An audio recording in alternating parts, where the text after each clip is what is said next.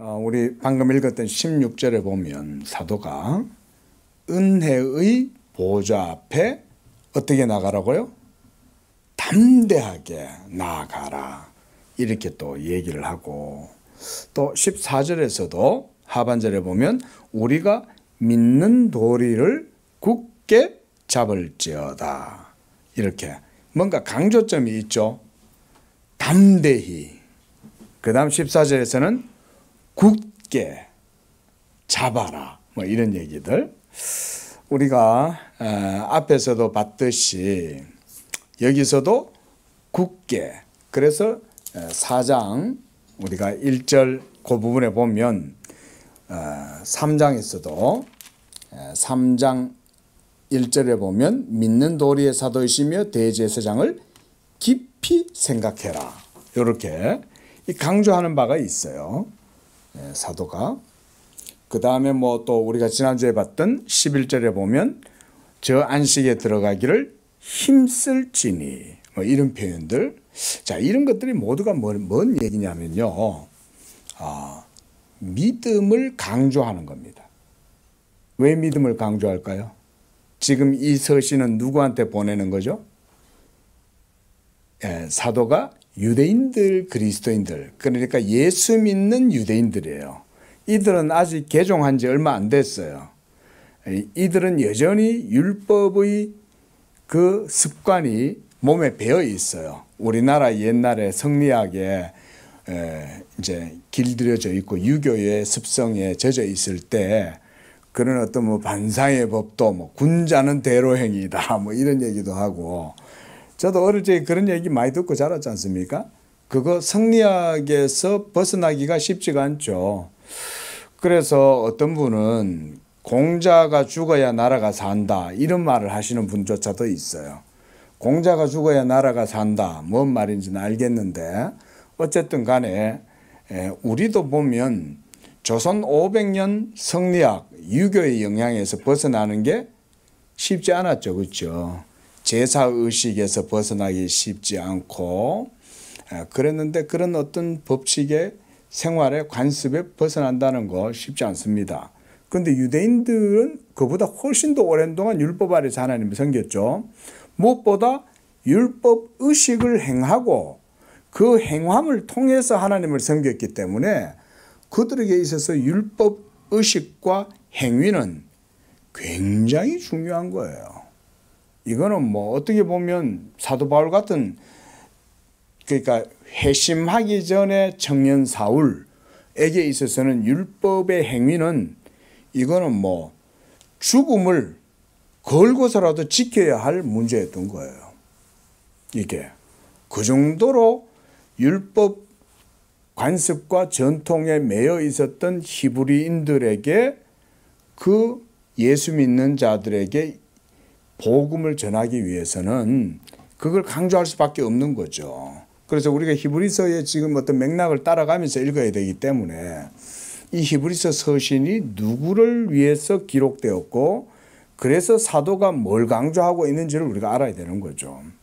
자, 1장에서 3장까지는 결국은 예수님의 우월성, 예수가 바로 하나님의 언약의 후사고 하나님의 아들이고 이런 부분에 대해서 많이 이제 강조를 했잖아요.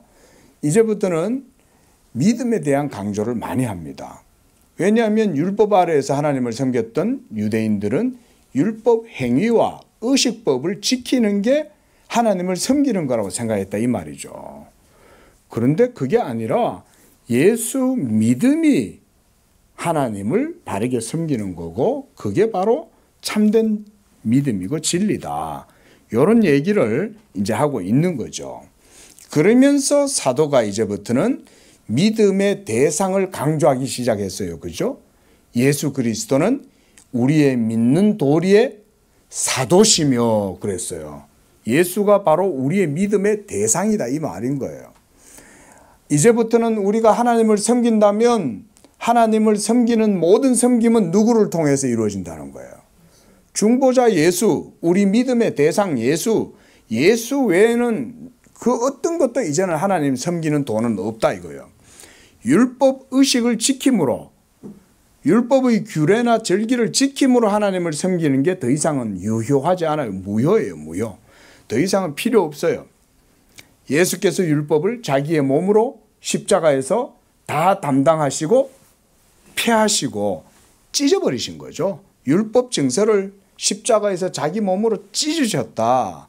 우리 옛날 성경에서는 도말했다, 폐하셨다 이런 표현들이 있는데 더 이상 그래서 의식법들은 더 이상 이제 필요 없어요. 한마디로 우리가 늘 얘기하는 그 모델하우스는 더 이상 필요 없죠. 입주가 이제 완성이 됐으니까. 그러므로 이제 없어졌죠. 그러면 이제 본질은 뭐다? 예수가 본질이다 이거죠. 그리고 그가 우리의 믿음의 도리의 사도시다. 오늘 14절에서도 또 강조하고 있죠. 자, 14절 우리 한번 읽어보겠습니다.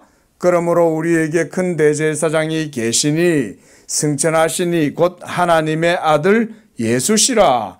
우리가 믿는 도리를 굳게 잡을지어다. 여기서도 믿는 도리.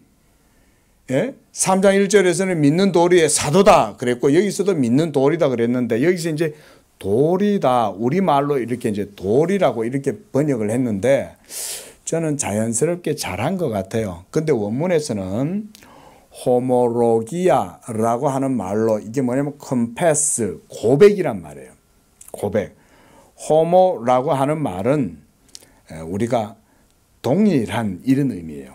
호모스. 그 다음에 로기아는 로고스, 말 이런 말이죠. 그러니까 동일한 말인데 그게 뭐냐면 고백이라는 말이에요. 고백. 이 호모로기아를 따라서 굳게 잡아라. 이 호모로기아가 고백이란 말로 결국 뭐냐면 우리의 믿음의 고백 이런 말이에요. 예수 믿는 우리 믿음의 고백을 단단히 붙들어라 이 말인 거예요. 오늘날 우리 이제 교리 공부하죠, 그죠? 그 교리가 뭐냐면 웨스트민스터 신앙 고백서죠. 그 고백서가 뭐냐면 우리 믿음의 도리를 거기다가 신조로 적어 놓은 거예요. 그런 고백서의 내용이 우리의 믿음의 내용을 거기다 적어 놓은 거죠. 그래서 우리가 교리 공부를 해야 돼요. 교리 공부 안 하고 혼자 자유롭게 신앙생활을 하겠다. 그러면 그 사람은 남들 1년 만에 갈 거 혼자 10년 가요. 누구도 그거 벗어날 수 없어요. 그래서 신학교에서는 이거는 필수 코스고 신학을 한다 그러는데 교리를 안 배운다? 그러면 그 사람 30년 동안 헛발질 하는 거예요. 30년 동안. 그리고 나중에 가가지고 아이고야 그 교리가 대단하네. 30년 지나가지고 허송세월 다 보내고 그때서야 그 소리 해요. 여러분 교리를 그래서 우리도 컴패션 바로 그 신앙 고백서를 굳게 붙들어야 됩니다. 예? 그게 저는 이제 교리를 나름대로 강조하는 목회자이긴 하지만 저뿐만 아니라 많은 분들이 교리를 많이 강조합니다. 그런데 제가 이렇게 공부를 하고 교리를 배우는데 뒤늦게서야 와가지고 교리 배우겠다는 분들이 있어요. 목사님들 중에. 그나마 다행이에요. 일찍 깨달은 거예요. 목회를 하다 보니까 설교를 하고 성경 공부를 가르치다 보니까 결국 뭐냐면 같은 동일한 고백, 호모로기아, 같은 동일한 고백을 결국은 나도 얘기를 해야 되는 거예요. 2000년 전에 사도들이 전한 그 복음, 오늘날도 우리도 동일하게 믿는 줄로 믿습니다. 사도들이 전한 복음을 오늘날 우리도 동일하게 믿는 거예요. 그때도 사도가 믿음으로 구원받는다. 믿음 외에 다른 건 안 돼.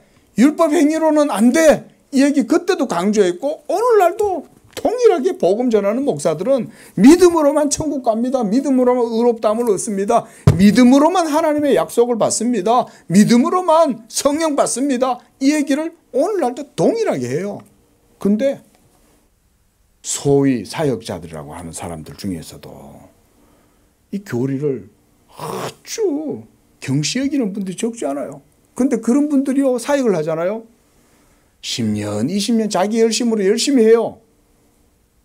자기 열심으로 열심히 한다니까요. 그분들이 열심히 안 하는 게 아니에요. 열심히 합니다. 근데 뭐다? 헛발질들. 그래서 사도가 뭐라 그랬냐면 경계하는 자들이 어떻게 경계해야 돼요? 뭐대로 경계하라? 법대로 경계해라. 그래요. 법대로. 경주하는 사람들은 경기에 임하면 법대로 경계를 하라 그랬어요. 사역자들은 하나님의 말씀을 벗어나서 사역을 하면 레이스를 벗어나는 거예요. 응? 법대로 경계해라. 하나님의 계명, 우리에게 전해준 사도들에 의해서 전해준 복음이 있어요.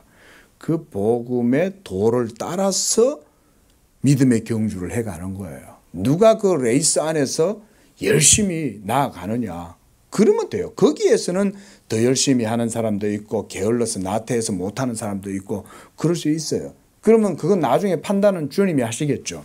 응? 똑같이 목사로 부름을 받았는데 너는 레이스를 벗어나서 했으니 너는 반칙이다. 이렇게 되겠죠. 하지만 레이스 안에서 경기를 펼칠 때는 1, 2등 우열이 가려질 수 있어요. 그렇죠?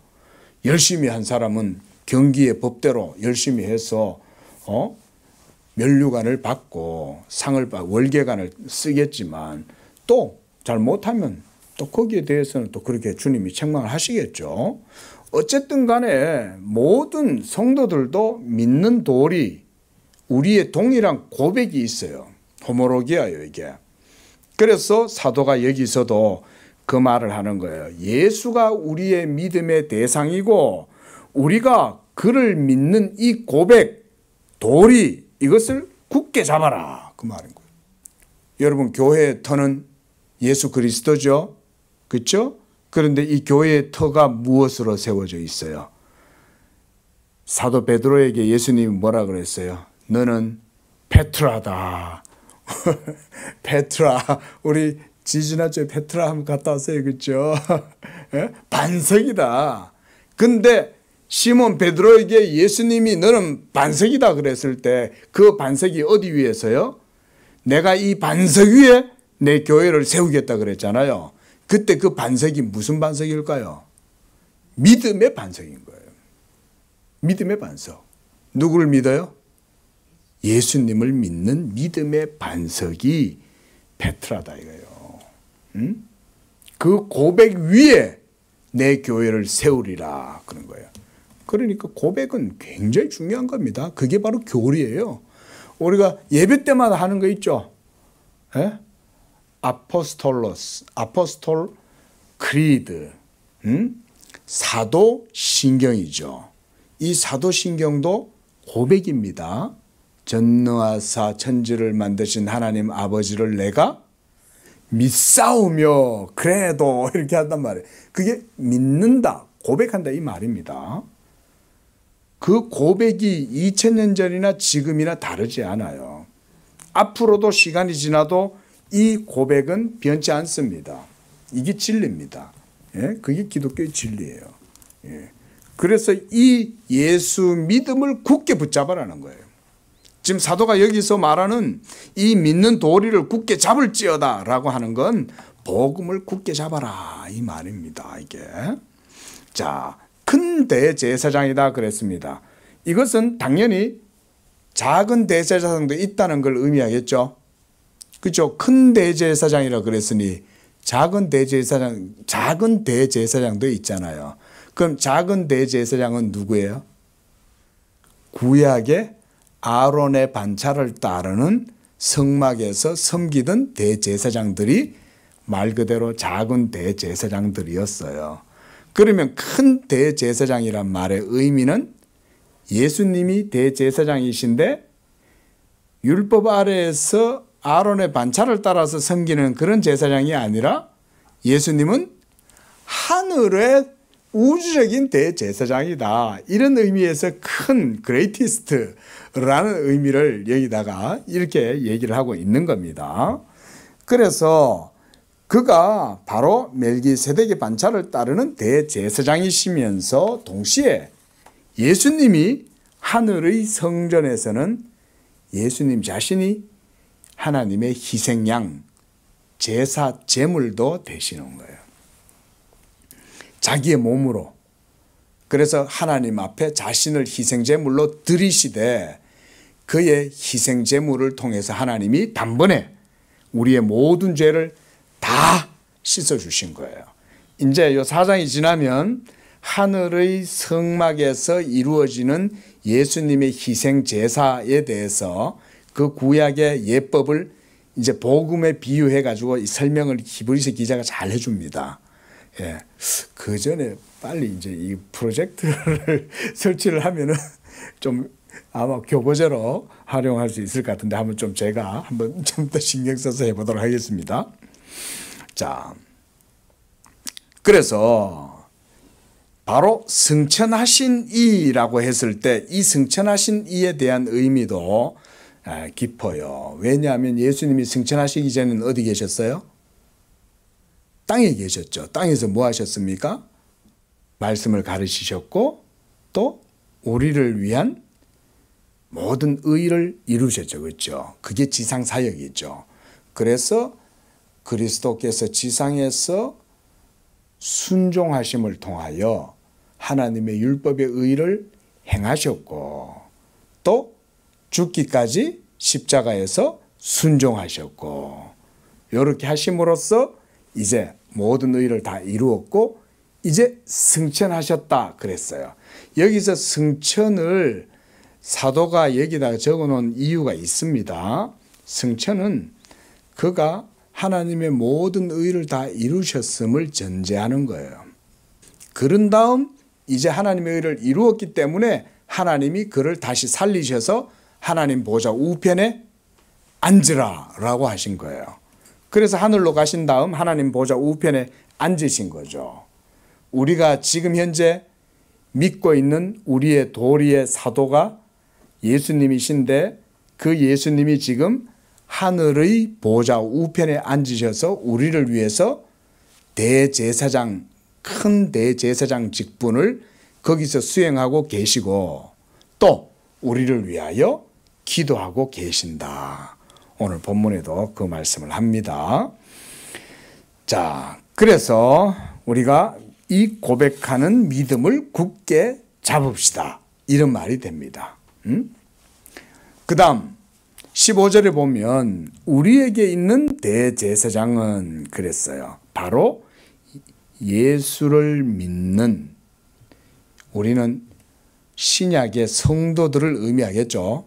예수 믿는 신약의 성도, 여기서 우리란 신약의 성도들에게는 구약 율법 아래에서 성막에서 섬기던 그런 대제사장이 아니고 대제사장 가야바가 있는 게 아니라 하늘의 성전에서 우리를 위하여 중보하고 우리의 죄를 위하여 하나님께 기도하고 제사 지내고 계시는 대제사장 예수님이 계신다. 그 얘기예요.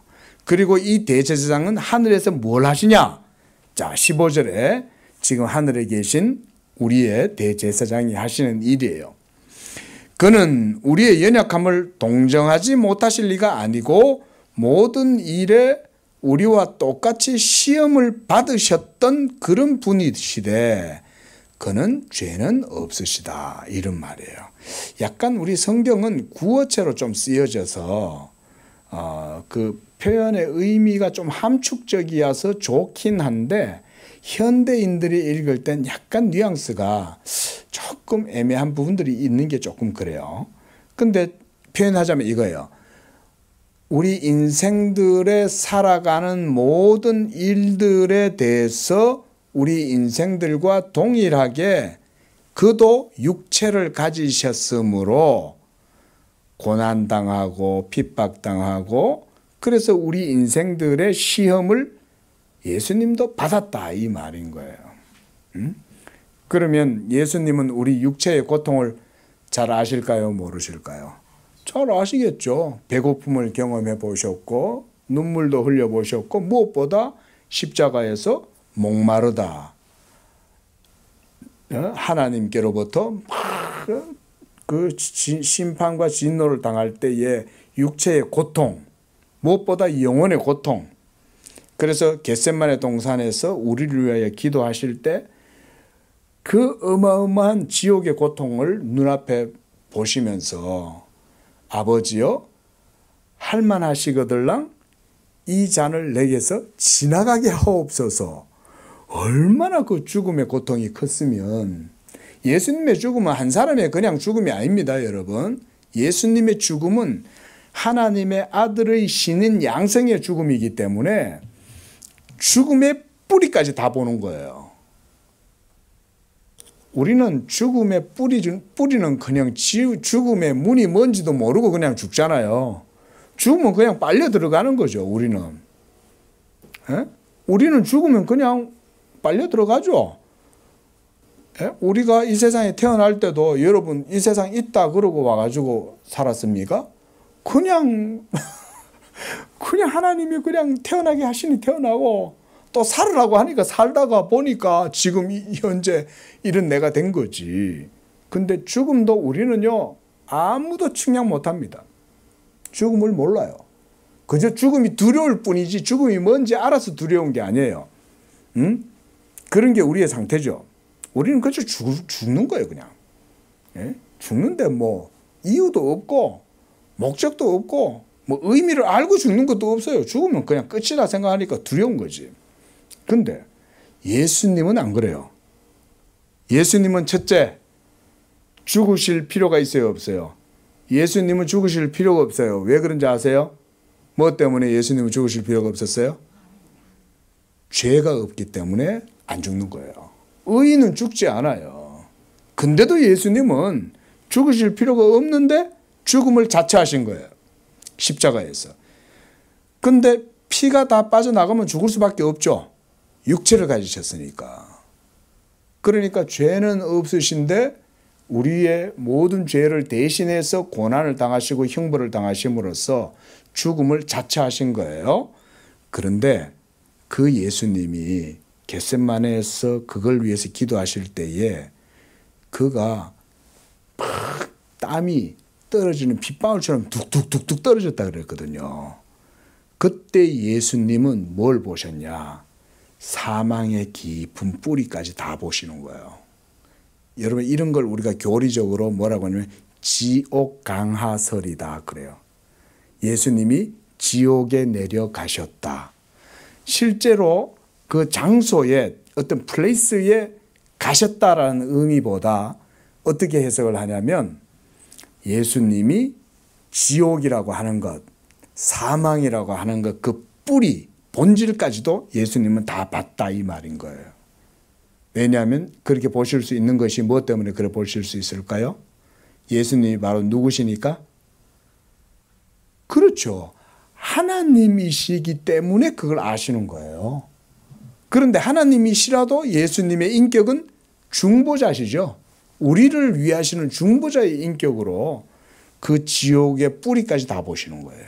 그리고 그 지옥과 사망의 뿌리까지도 예수께서 어떻게 하셨어요? 자기의 몸으로 피하시고 또한 자기의 죽으심으로써 사망을 이기고 삼켜버리죠. 예수의 죽음이 사망을 삼켜버리는 이런 역사가 예수님의 십자가 사건에서 이루어지는 거예요. 얼마나 놀랍습니까? 그래서 여기서 모든 일에 우리와 똑같이 시험을 받으셨지만 그는 우리의 연약함을 아셔서 우리의 허물과 죄의 연약함, 육체의 고단함, 육체의 연약함도 다 위에서 동정하시고 자비를 베푸신다. 긍휼히 여기신다. 그렇지만 그는 죄가 없으시다. 그렇게 말씀하는 거예요. 자, 이제 16절을 보면 그러므로 우리는 긍휼하심을 받고 때를 따라 돕는 은혜를 얻기 위하여 그랬습니다. 때를 따라 돕는 은혜. 이것은 하나님이 성도를 인도하시는 섭리의 과정이죠. 예? 하나님께서 때를 따라 우리에게 은혜로 도우시는 줄로 믿습니다. 하나님은 때를 따라 도와주세요. 그런데 때때로 우리의 연약함을 이용해서 우리를 교육도 시키셔요. 그래서 일부러 연약함 가운데 놔두세요. 여러분 이거 아셔야 돼요. 이거 하나님 섭리예요. 하나님은 여러분들이 매일 쨍하고 해뜰 날 이렇게 안 놔두십니다. 왜냐하면 우리는 조금만 쨍하고 해뜰 날 되고 기분이 유쾌하면 그새 우리 속에 있는 죄가 살아나서 우리가 교만해지고 거만해지고 조금만 잘나면 지 잘난 줄 알고 이러고 지내요. 그러면 하나님의 은혜의 도를 따라갈 수가 없어요. 그래서 하나님이 우리 인생들을 낮추십니다. 그래서 겸손하게 해서 하나님의 복음의 도를 따라 믿음으로 나아가도록 하세요. 그게 때를 따라 돕는 은혜예요. 그러니까 은혜가 여러분을 붙들어 주는 거예요. 은혜가. 하나님이 때를 따라 돕는 그 은혜가 있다. 이 은혜의 원천이 바로 예수 그리스도입니다.